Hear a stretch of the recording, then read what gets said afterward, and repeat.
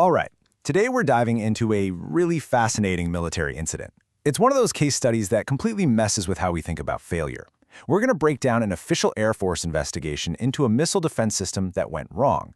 And trust me, the answer isn't what you'd expect. It really gets to the heart of our assumptions about who or what is to blame when things fail. So picture this. A super advanced, life-saving piece of tech fails. Just doesn't work. The first instinct is always to find a cause, right? And for anyone who builds these things, you hit a fork in the road. You can either blame a person or you can learn from the failure. Here's the kicker. You can't do both. So what on earth happens when the usual suspects, the easy scapegoats, are completely innocent? Okay, so let's get right to the incident itself. The official report says the Israeli Air Force, the IAF, fired an interceptor to shoot down an incoming missile. Simple enough. Except, it failed. The interception just didn't happen. And we're talking about a system where success is everything, where a split-second miss has massive consequences. The stakes are just about as high as they get. Of course, the IAF kicks off a full investigation right away. I mean, they have to. And usually, these things follow a pretty standard script. You look for one of two things. Did someone mess up? That's operator error. Or did something break? That's a technical glitch. It's the go-to playbook. But what they found this time, well, it completely threw that playbook out the window. And this is the quote that changes everything. The IAF's official statement says, and I'm quoting here, "The failure was not due to human error or a technical malfunction." Let that sink in. They're explicitly saying it wasn't the pilot's fault, nobody pushed the wrong button, and it wasn't a piece of broken hardware. The two most obvious answers?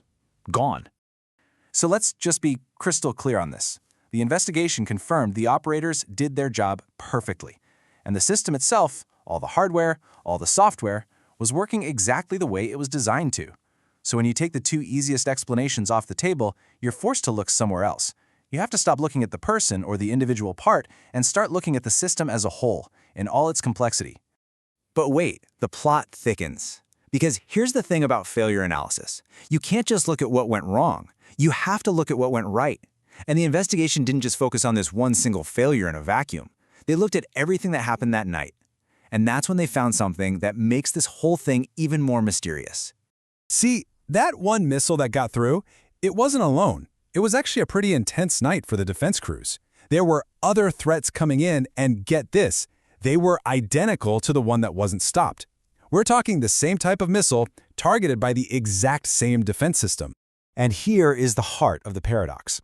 On the same night, that same system successfully shot down two other Cadra missiles. No problem. Identical threats, same tech, same crews, and boom, two were totally neutralized. So you've got two perfect successes and one totally bizarre failure.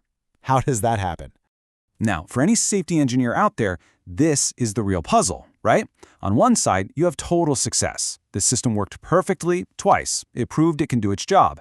But on the other, you have a complete failure under what looks like the exact same conditions. When you have the same people, the same gear, and the same threat, but you get completely different results, that tells you the problem isn't a simple, broken part. It's something hidden deep inside the complexity of the system itself. So if it wasn't the operator and it wasn't the tech, what's left? What could it possibly be? This is so much more than just an unsolved military puzzle. It's a huge lesson for anyone building complex systems. It's proof that asking who messed up is the wrong question. The real question we need to be asking is, how do we build systems that are more forgiving? Systems that are so resilient they can handle that bizarre one-in-a-million event that nobody saw coming. That's the real challenge.